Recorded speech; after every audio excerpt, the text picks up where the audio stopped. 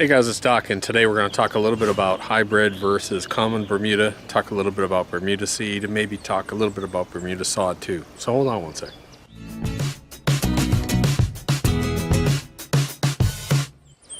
Hey guys, in a second I'm going to show you the difference between two varieties, basically the difference between a hybrid and a common Bermuda grass, the differences between the two.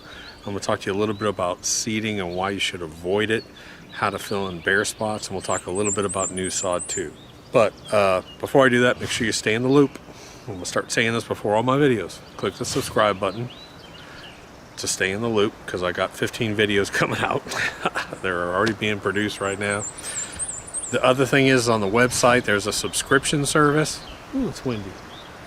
There's a subscription service. The only thing that's used for is a notification center for you, so you don't miss any videos. Sometimes I'll do a post that doesn't go up on YouTube, and so if you just go make up a name or put a name in your email address, we don't use it for marketing. It's just a notifier system. So within 5 minutes of me posting something, you actually get a notification. That's a good place to go. Also remember, in the description down below on all my videos, I put a link to our website.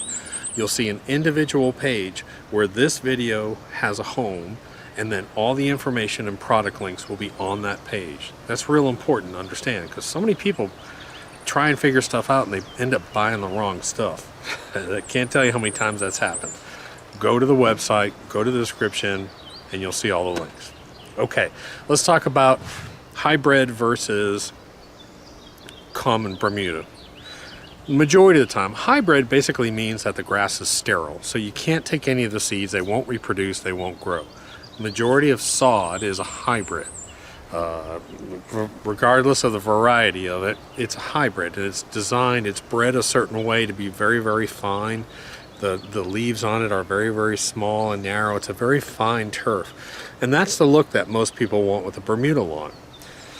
The problem when you go to the big box stores and you buy Bermuda seed is you're buying a variety or an unknown type of common Bermuda. And I've done my research on it, and I've talked to them, and they actually substitute, depending on the time of the year, different varieties of Bermuda grass.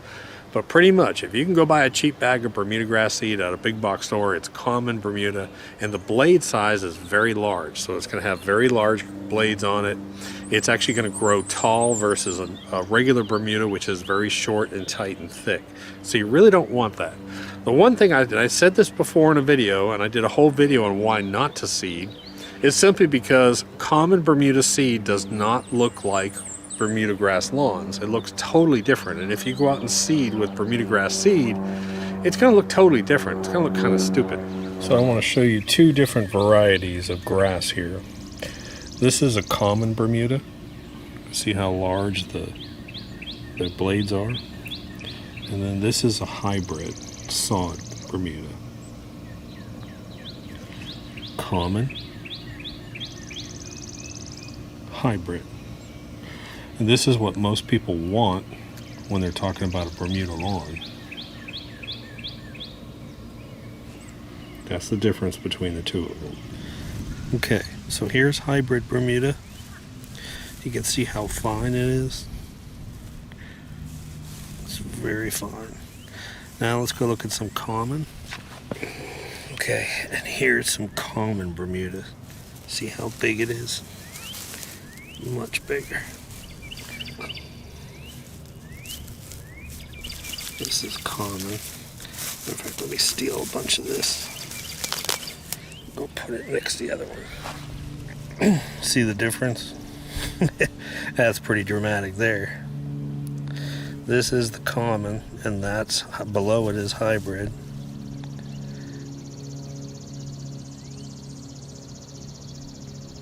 Okay, so we're going to talk about bare spots. We're going to talk about seeding, the different types of varieties of seeds. We're going to talk about seeding in shaded areas, a few different things. But before I go there, I want you to remember, if you haven't bought Super Juice, buy Super Juice. Super Juice is a spray supplement. Put it on your yard anytime. Right now in the spring, I'm spraying every single week in a 14:4 ratio. You can go to superjuicefertilizer.com and learn more about it. Remember, you need to use Super Juice. It's a great supplement, and it starts feeding right away versus your granulars that are real slow to feed. Next, the other product you're going to want to put on your lawn probably right about now is you're going to want to put down the new PGF fertilizer. And the PGF is a granular fertilizer, which is a professional grade, very small particles, has humic acid already inside of it, has iron already inside of it. It's a wonderful, wonderful granular. Matter of fact, within 5 days of it being listed, it's sold out on Amazon. So I've talked to Amazon, they got another truckload going out. So it's completely sold out on Amazon. When you go over to the website, again, go down below and you'll see when it's available again. Just keep checking because it's sold out in about 5 days. I'll also be doing, by the way, some humic treatments tomorrow or the next day, and I'll put that on video too. So, well, first let's talk about shady areas. There really is, it's not snowing, by the way. That's a tree behind me. Let's talk about Bermuda in shade areas. There's one type of Bermuda I always say that grows well in shade, and it's called chainsaw. People start Googling chainsaw Bermuda seed. What chainsaw is you get a chainsaw and you cut down all these trees and then your Bermuda will grow. There really isn't. The next millionaire is going to be the guy that invents Bermuda grass that grows in shade. Now there is one variety that I found, one or two varieties that say they're more shade tolerant, and if you go to the link down below on that page, I'll list those. I'll list that seed down there too. But here's the correlation you need to make. The correlation is the more you pay for seed, the better quality it is, the better quality grass you're going to have. And I know it's painful sometimes, but when you start to get into stuff like Yukon and Princess and Riviera and some of the real high-end seeds that produce that real quality, tight, thin turf, it's expensive. It's not cheap. But don't forget, you may spend a few $100s on seed, but it beats a few $1,000s on sod. And it's worth the investment. The only thing I stress is on that web page down below, I'm going to put some tips about planting Bermuda seed. Example, do not plant below 65 degrees soil temperature. You got that? Soil temperature 65 degrees, it's okay to plant. I think that's a big mistake that people make. They just throw seed out and expect it to grow. No, Bermuda seed needs to be a quarter to half inch into the dirt, and it needs to be 65 degree soil temperature. So you just can't go throw out Bermuda seed and expect it to grow. It's not fescue. If you can rent a strip seeder, which is almost impossible to find in my area, if you can rent a strip seeder, go rent a strip seeder because that's a great product. It strips the ground and drops seeds in. But good luck finding one. I can't find one in my area. I'd have to go into the city towards Atlanta to try and find one. Now let's talk about bare spots. I'll put up a clip of me doing Barb's lawn, and what we did, we actually went, and she had a huge amount of bare spots on her lawn, and I mean it was just massive clay from washouts and from a natural area, and all I did was I stole the runners. You steal the runners, they're called stolens, but you actually steal those and then you plant those in the ground. Now let me give you a tip. Don't go out on a hot July day and start sticking runners in the ground. You need to work the soil, and put some planting soil into it just like you would any other plant. Put the runner inside of it and keep it watered. If you let it dry out, it's going to die. But we were able to completely fill up her lawn with all those bare spots using that runner method. So don't trim and don't weed eat. Let all those stupid runners crawl all over your sidewalk. There's a video up on it that I did last year. Go search for that video. And we stole all those runners, and every day she went out and I went out both, and we did hundreds and hundreds of runners, and we filled up her yard, and that's how we filled up the bare spots. Why do I want to do that? I want to do that because I'm taking the same variety of Bermuda and putting it into the bare spots. That's the key to it. So if you just have some bare spots around the yard, you're going to use that runner method. Don't go out and buy seed. If you have horrible lawn, you need to reseed, then go ahead and buy seed, invest in a quality seed. Otherwise, use that runner method. Once you do the runner method, super juice, super juice, super juice. And you can get more runners by using the super juice, by the way. Super juice will encourage the runners. You'll start to see runners shooting out everywhere once you start spraying the super juice and putting down the PGF. The only other tip I'll give you if you have an area, okay, so I'm over here, see this area over here? This is my algae corner, I call it. I came over here and I sprayed the fence because it was covered with green algae. I've got trees up here.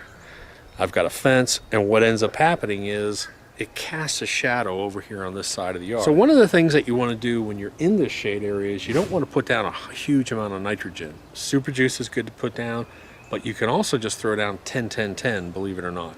So if you're over in this area, you can throw down a 10-10-10 real heavy. Just throw down 10-10-10 and don't cut it as short.